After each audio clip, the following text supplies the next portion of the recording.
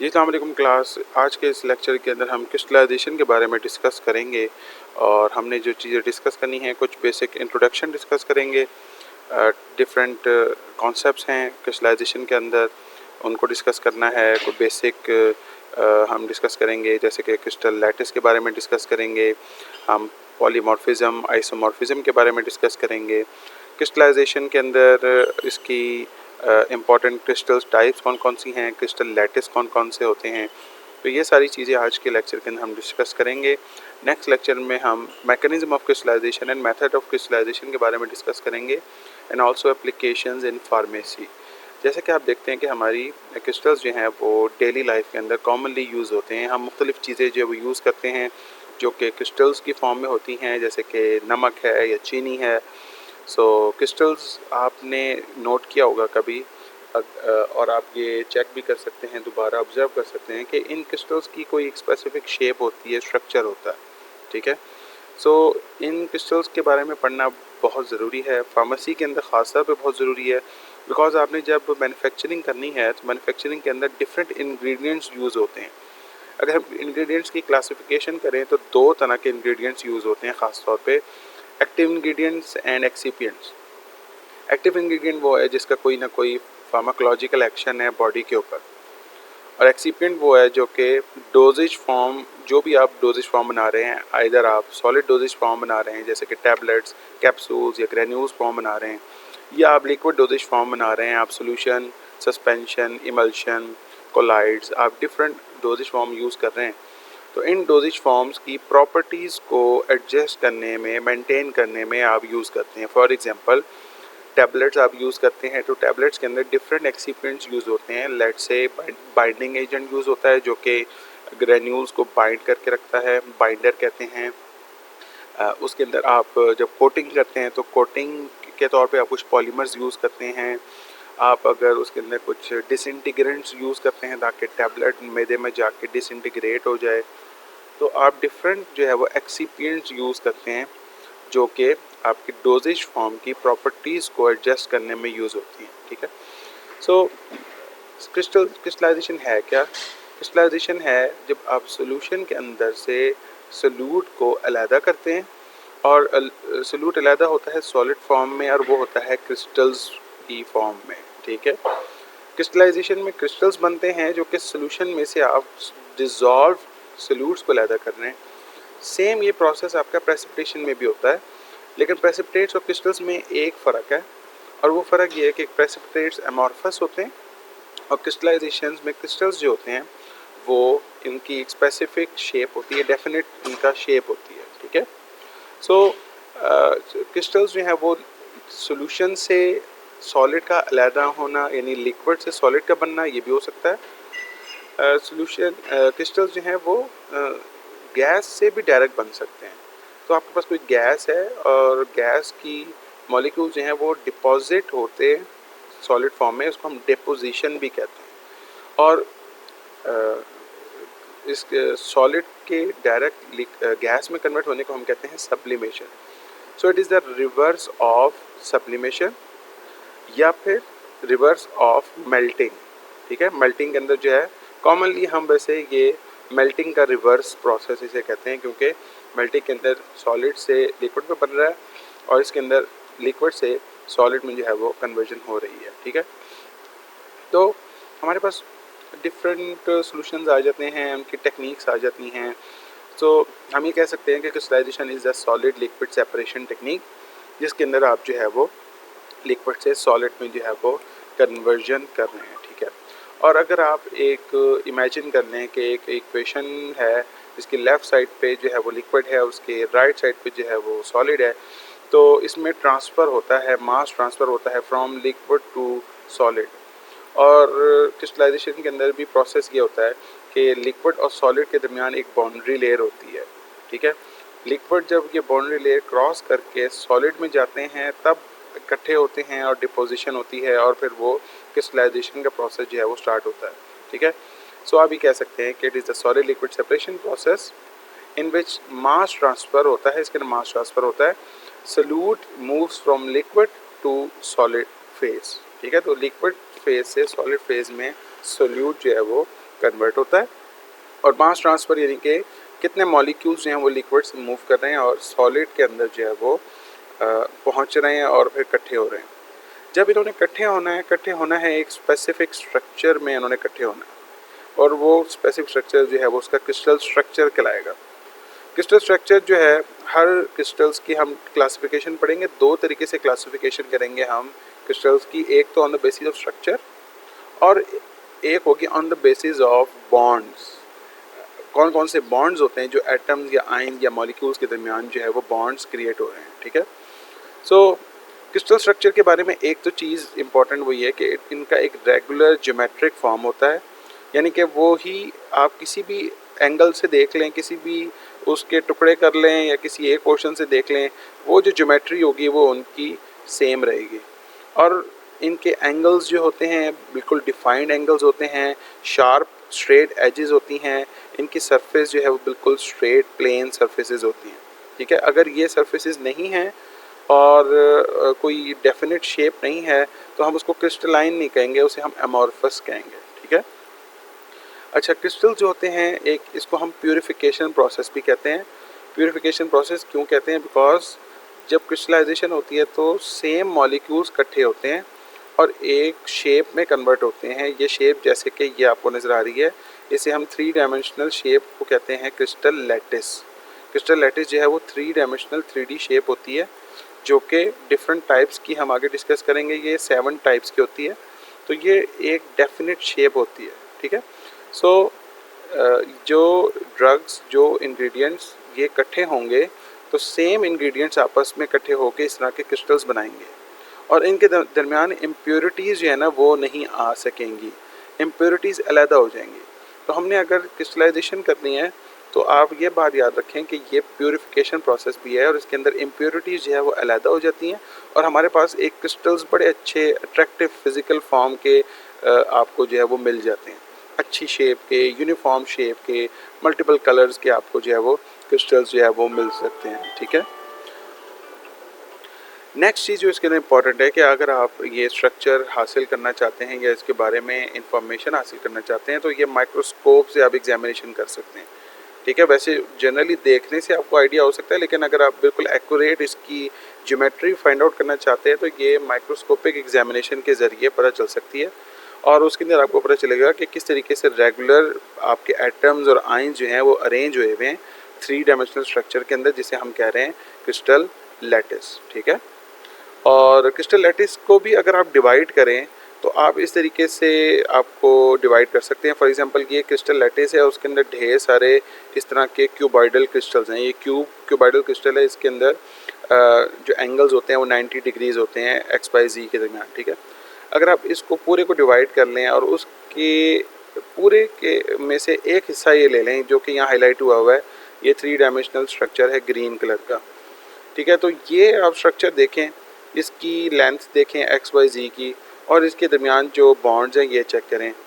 आप अगर ये देखेंगे तो हर जगह सेम ही ज्योमेट्री होगी एंगल भी सेम होगा और डायमेंशन भी सेम होगी।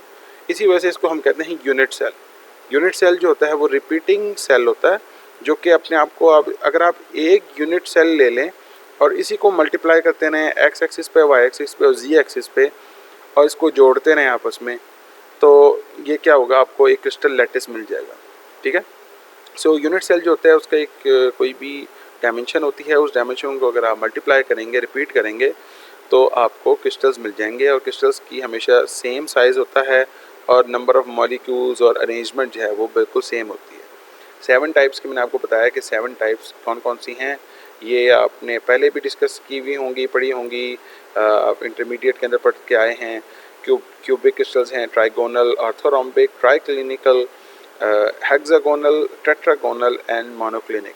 वैसे जनरली अगर आप क्रिस्टल्स के नाम वैसे कहते हैं तो आप कह सकते हैं कोई नीडल लाइक स्ट्रक्चर है, नीडल लाइक स्ट्रक्चर को आप एसिकुलर कहते हैं। अगर कोई प्लेट की शेप में है, प्लेन हो, तो उसको आप लैमिनर कहेंगे, लेयर्स की शेप में है, ठीक है। सो आप जो है वो डिफरेंट टाइप की ये यूनिट सेल्स हैं, इन यूनिट सेल्स को अगर आप रिपीट करते रहें, आपस में मिलाते रहें, तो एक क्रिस्टल बन जाएगा जो कि आपका क्यूबिक क्रिस्टल्स या टेट्रागोनल। तो इसके अंदर इन सारों के अंदर जो इम्पोर्टेंट चीज़ें वो देखें, दो चीज़ें हैं। एक तो है आपकी डायमेंशन और सेकंड है एंगल, ठीक है। So on the basis of these dimensions और एंगल, यानी ए बी और सी अगर सेम उनकी लेंथ है और इन तीनों के दरमियान अगर एंगल 90 डिग्री है तो वो क्यूबिक है। चले हम ये देख लेते हैं, ट्राइक्लिनिक देख लेते हैं। ट्राइक्लिनिक में ए की लेंथ भी फ़र्क है, बी की फ़र्क है, सी की लेंथ भी फ़र्क है, और इन तीनों के दरमियान जो एंगल है वो 90 डिग्री नहीं है, रैंडम कोई और एंगल है। अच्छा, हम देख लेते हैं रोम्बोहेड्रल। रोम्बोहेड्रल में ए बी और सी के जो लेंथ है वो सेम है, लेकिन इनकी जो जो एंगल है वो 90 डिग्री नहीं है, ठीक है। ट्राइक्लिनिक में डायमेंशन भी फ़र्क है और एंगल भी फ़र्क है। तो इन बेसिस के ऊपर, डायमेंशंस की बेस पर, एंगल की बेस के ऊपर जो है वो हम डिफरेंट टाइप के यूनिट सेल और डिफरेंट टाइप के क्रिस्टल्स, तो क्रिस्टल्स को दो तरीके से हम क्लासीफाई कर सकते हैं। एक तो मैंने बताया आपको on the basis of unit cell, और एक दूसरा हम आगे डिस्कस करेंगे on the basis of the bonds, कौन से बॉन्ड्स हैं, ठीक है। उससे पहले हमें ये पता होना ज़रूरी है axis of symmetry. Axis of symmetry को आसान अल्फाज में एक इमेजिनरी लाइन है, और उस लाइन के इर्द गिर्द जब आप अपने क्रिस्टल को रोटेट करेंगे, जब आप 360 उसको रोटेट करेंगे, तो रोटेट करते हुए एक रेवोल्यूशन जब आप उसको पूरा रोटेट करेंगे तो एक से ज़्यादा दफ़ा सेम अपीयरेंस आनी चाहिए इसकी। तो इमेजिन कर लें आपकी ये बॉल है या ग्लोब है और ये यूँ इस एक्सिस के इर्द गिर्द जो है वो यूँ रोटेट कर रहा है। तो जब आप रोटेट करेंगे तो क्या होगा, एक से ज़्यादा दफ़ा जो है वो सेम आपको शेप नज़र आएगी। इस केस में तो आपको हमेशा सेम नज़र आएगी। इस केस में आपको जो है वो जब आप इसको रोटेट करेंगे तो आपको डिफरेंट एक्सिस जो है वो डिफरेंट एक से ज़्यादा दफ़ा में जो है वो अपीयरेंस जो है वो सेम नज़र आएगी। सो इसे हम कहते हैं इमेजिनरी लाइन है, जो कि आपकी क्रिस्टल के दरमियान से पास हो रही है, जो उसको बाइसेक्ट कर रही है, और फिर उसको रोटेशन जो है उसको आप कहते हैं एक्सिस ऑफ रोटेशन। अच्छा, different type of crystals on the basis of the bonds. Covalent bonds अगर होंगे तो उन्हें कोवलेंट क्रिस्टल्स कहेंगे। कोवलेंट बॉन्ड्स क्या होते हैं आपको पता ही है कि sharing of the lone pair of electrons होते हैं। जैसे कि एग्जांपल आप डायमंड कह लें, डायमंड जो है इसकी एग्जांपल है। सो एक तो बात ये है कि जब ये कोवलेंट बॉन्ड्स बनेंगे तो बड़े आपके पास टफ क्रिस्टल्स बनेंगे, हाई मेल्टिंग पॉइंट वाले, जाइंट मॉलिक्यूल भी बन सकता है, जाइंट मॉलिक्यूल बनेगा। लेकिन ये कोवलेंट बॉन्ड्स क्योंकि इलेक्ट्रॉन जो है वो टोटली जो है वो शेयर हो गए हैं, ट्रांसफ़र हो गए हैं, इसकी वजह से इलेक्ट्रिसिटी जो है वो इसके अंदर से कंडक्ट नहीं होगी। सो कोवलेंट क्रिस्टल्स में डायमंड एग्जांपल आ जाती है। नेक्स्ट है मेटालिक क्रिस्टल्स, जिसके अंदर मेटालिक बॉन्ड्स बनते हैं। मेटालिक बॉन्ड्स जो हैं दे आर वेरी हार्ड, इनका जो है वो मेल्टिंग पॉइंट, बॉइलिंग पॉइंट भी बहुत हार्ड होता है। इनके अंदर मेटालिक बॉन्ड होता है, यानी कि इसमें वैलेंस इलेक्ट्रॉन और मेटल एटम के दरमियान जो है वो बॉन्ड्स बनते हैं, और ये बड़ी स्ट्रॉन्ग फोर्स ऑफ अट्रैक्शन होती है। इसी की वजह से इनका मेल्टिंग एंड बॉइलिंग पॉइंट जो है बहुत हाई है। इनकी शाइनी सरफेस होती है जो आपके मेटालिक क्रिस्टल्स होते हैं, और क्योंकि मेटल जो है it is a very good conductor of electricity and heat, so ये भी मेटालिक क्रिस्टल्स जो हैं वो भी अच्छी तरह हीट और इलेक्ट्रिसिटी को कंडक्ट करते हैं। मेटालिक क्रिस्टल जो हैं they are ductile and malleable. क्या मतलब? डक्टाइल का मतलब होता है कि आप मटेरियल को वायर्स के अंदर कन्वर्ट कर लें, यानी कि आप उनको प्रेस करके, उनको कंप्रेस करके, उनको थिन वायर्स के अंदर जो है वो कन्वर्ट कर लें। और मैलिएबल का मतलब होता है कि आप उनको शीट्स के अंदर, डिफरेंट शीट्स के अंदर कन्वर्ट कर लें, इनकी शेप चेंज कर सकते हैं आप। सो आयरन जो है वो आपका मेटालिक क्रिस्टल की एग्जांपल है। सो नेक्स्ट आ गया हमारे पास आयनिक क्रिस्टल्स। आयनिक क्रिस्टल्स के अंदर आयनिक बॉन्ड होता है, और आयनिक बॉन्ड क्या होता है? आयनिक बॉन्ड होता है जो अपोजिटली चार्ज आयंस के दरमियान जो है वो मौजूद होता है। जैसे कि सोडियम क्लोराइड एग्जांपल है इसकी। सोडियम और क्लोराइड, इन दोनों के दरमियान ये अपोजिट बॉन्ड्स हैं, और ये जो है आपकी बॉन्ड्स जो हैं वो आपस में मॉलिक्यूल्स को, आयंस को इकट्ठा करके रखेंगे। इनकी they are also very hard, high melting points, electrostatic forces होती हैं पॉजिटिव और नेगेटिव आयंस के दरमियान, ठीक है। नेक्स्ट है आपके मॉलिक्यूलर क्रिस्टल्स आ गए। ये क्रिस्टल जो हैं वो सॉफ्ट होते हैं, इनके अंदर जो है वो नॉन कोवलेंट बॉन्डिंग्स हैं और वीक बॉन्ड्स होते हैं।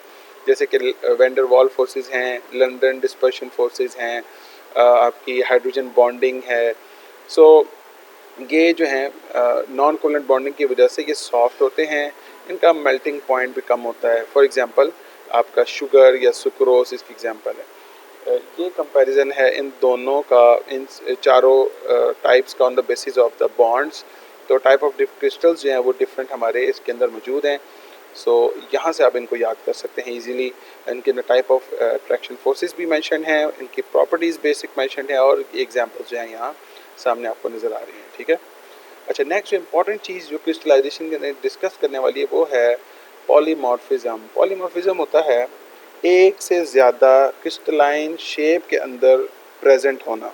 ठीक है। तो बहुत सारे ऐसे सब्सटेंसेस हैं जो कि एक से ज़्यादा शेप में, फॉर एग्जांपल रोम्बोहेड्रल या ट्राइक्लिनिक या रोम्बोहेड्रल या क्यूबिक या फिर ट्राइक्लिनिक या आप कह लें हेक्सागोनल, तो डिफरेंट शेप के अंदर जो है वो उनकी डायमेंशंस और एंगल्स की बेस पे जो है वो डिफरेंट हो सकते हैं।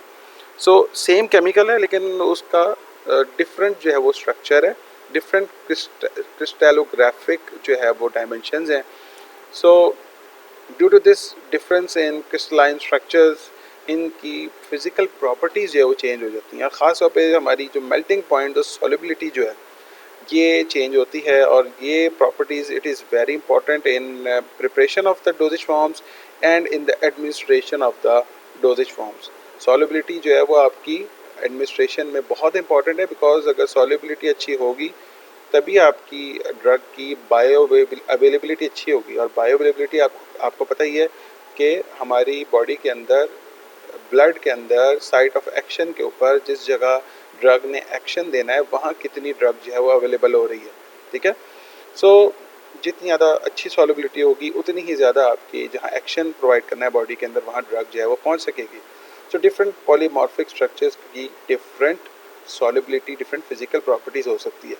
तो इसका क्या मतलब है?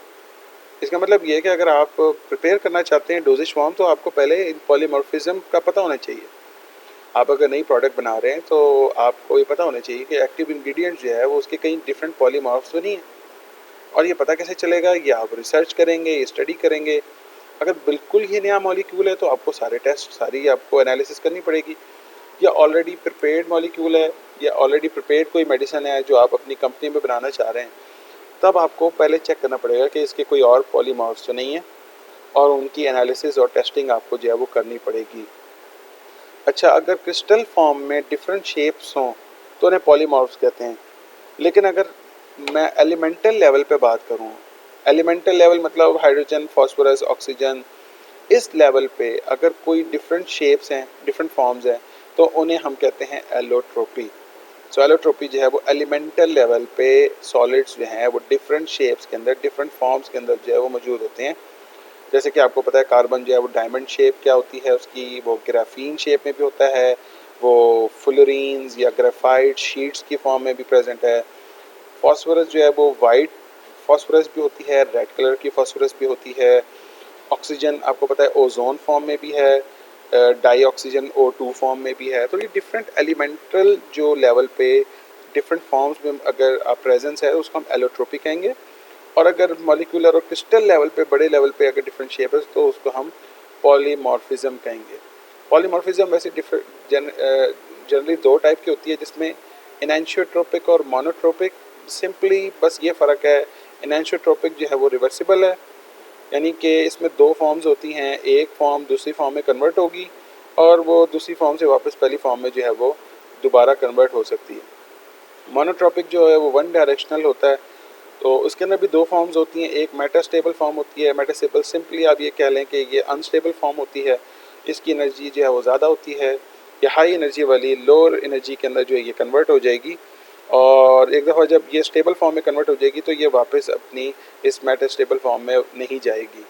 सो मोनोट्रोपिक जो है वो आपकी होती है वन डायरेक्शनल। और ये जो चेंजिंग है एनेंशियोट्रोपिक या मोनोट्रोपिक चेंजिंग, ये आपने अगर डोजेज फॉर्म बना ली है और आपने स्टोर कर दिया है तो ड्यूरिंग द स्टोरेज भी ये आपकी चेंजिंग हो सकती है। तो हम उन फैक्टर्स को कंट्रोल करेंगे जिसकी वजह से आपकी पॉलीमॉर्फिज्म मॉलिक्यूल्स के अंदर और एक्टिव इंग्रेडिएंट के अंदर या एक्सिपिएंट्स के अंदर पॉलीमॉर्फिज्म क्रिएट हो रही है। तो वो फैक्टर्स को आगे हम डिस्कस करेंगे, कौन से फैक्टर्स हैं जो कि पॉलीमॉर्फिज्म को कॉज करवाते हैं। हमने वैसे पहले एक अपने दूसरे लेक्चर के अंदर आप वीडियोस चेक करें, उसके अंदर आपको मिल जाएगा। हमने स्टेबिलिटी टेस्टिंग के अंदर डिस्कस किया था कि कौन कौन से फैक्टर्स जो हैं वो आपकी डोजेज फॉर्म की सिमिट्री को और पॉलीमॉर्फिज्म को इफेक्ट करते हैं। ठीक है, सो ये आपकी डिफरेंट डोजेज फॉर्म्स को, डिफरेंट पॉलीमॉर्फिज्म को स्टडी करना बहुत इंपॉर्टेंट है।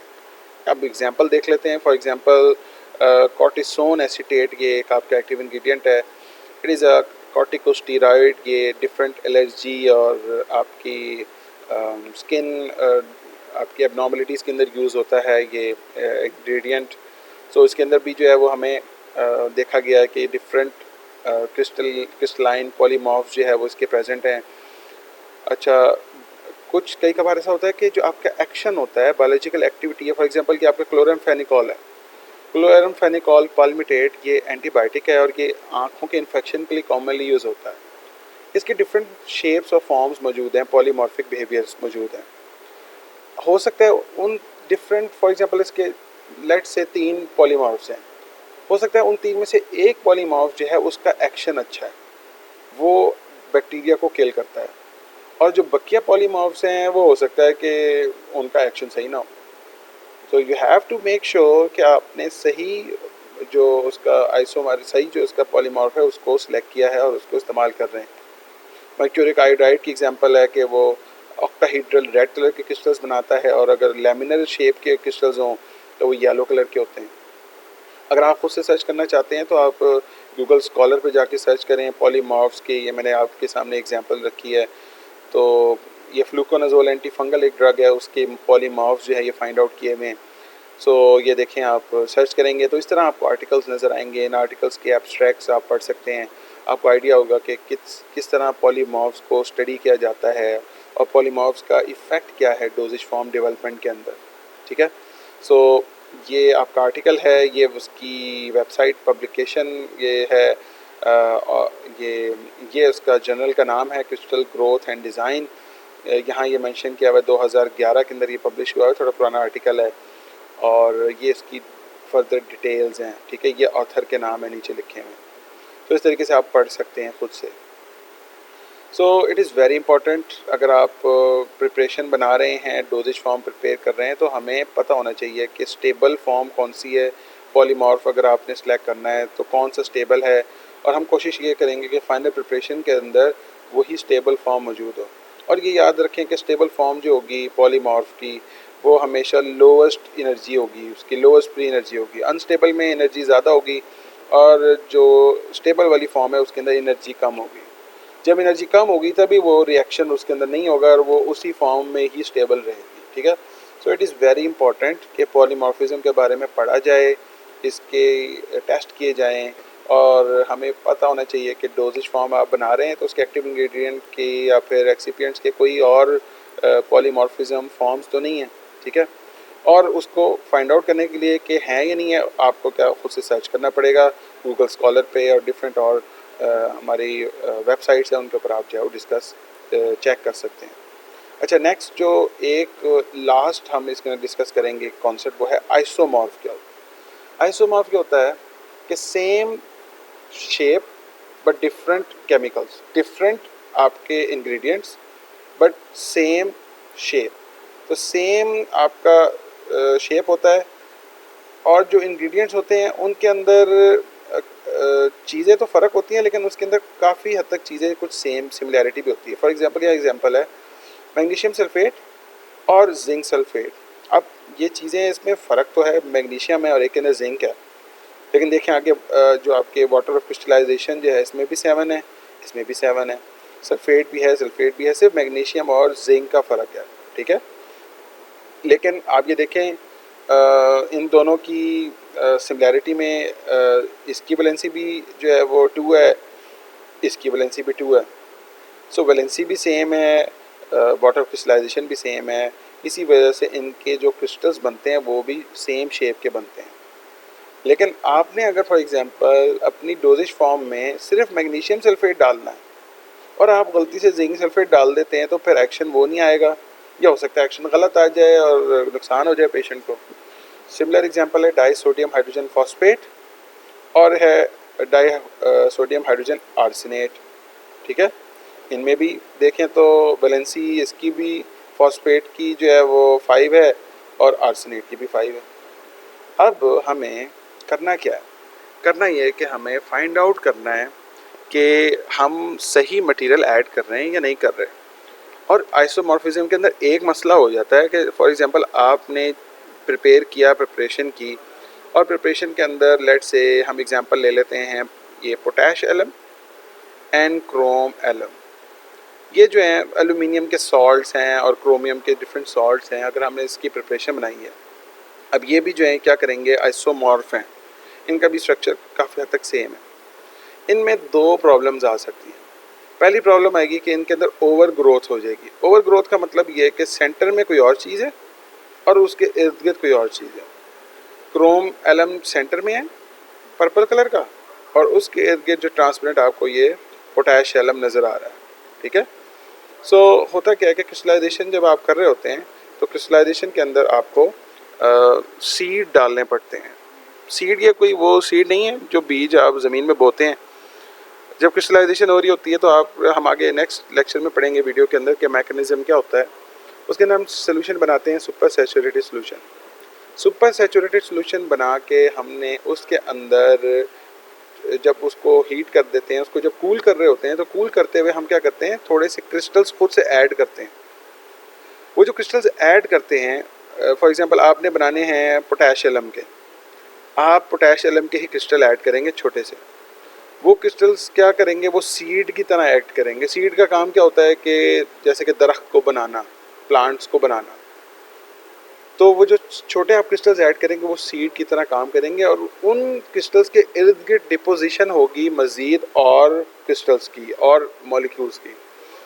सो उस डिपोजिशन की वजह से क्या होगा, क्रिस्टल्स जो है वो बनना स्टार्ट हो जाएंगे और थोड़ी देर में आप देखेंगे क्रिस्टल्स बन गए। अगर सेम शेप है, उनकी आइसोमॉर्फस हैं क्रिस्टल्स, तो उनमें मसला ये होता है कि सेंटर में कोई और मेटल है और उसके इर्द गिर्द कोई और जो आपका एलिमेंट है या फिर आपका जो मॉलिक्यूल है वो डिपॉजिट हो गया, ठीक है। सो इसे हम कहते हैं आइसोमॉर्फस ओवर ग्रोथ। यहाँ एग्जांपल है कि अगर आपने पोटैश एलम का सॉल्यूशन था और उसके अंदर क्रोम एलम डाल दिया, तो क्रोम एलम जो है वो उसका पर्पल कलर का सेंटर होगा और उसके इर्द गिर्द जो है वो पोटैश एलम अरेंज हो जाएगा। अगर आइसोमॉर्फ ना हो और उनकी स्ट्रक्चर में काफ़ी ज़्यादा डिफरेंस हो, फिर तो ऊपर डिपॉजिट नहीं होगा, ठीक है, या होगा तो कम होगा डिपॉजिट। लेकिन इनमें क्योंकि स्ट्रक्चर काफ़ी हद तक मिलता जुलता है तो फिर यूँ डिपोजिशन हो जाती है और सेंटर में कोई और चीज़ आ गई और बाहर कोई और चीज़ आ गई, तो ये हमारे लिए फ़ायदेमंद नहीं है। क्योंकि हम तो चाह रहे हैं प्योरीफिकेशन करें और प्योर सब्सटेंस लें, हम पोटैश एलम प्योर हासिल करना चाहते हैं, लेकिन इसके अंदर तो क्रोम एलम भी आ गया। एक और मसला हो सकता है कि इसमें मिक्स क्रिस्टल्स बन जाएं, यानी कि वो जो आपने सोल्यूशन बनाया था उसके अंदर पोटैश एलम भी काफ़ी आ गया, क्रोम एलम भी है, तो ये दोनों आपस में मिल के क्या बनाएंगे, ये पेल वायलेट क्रिस्टल्स बना लेंगे इस तरह के, ठीक है। सो इसके अंदर मिक्स क्रिस्टल्स भी बन सकते हैं और ओवर ग्रोथ भी हो सकती है।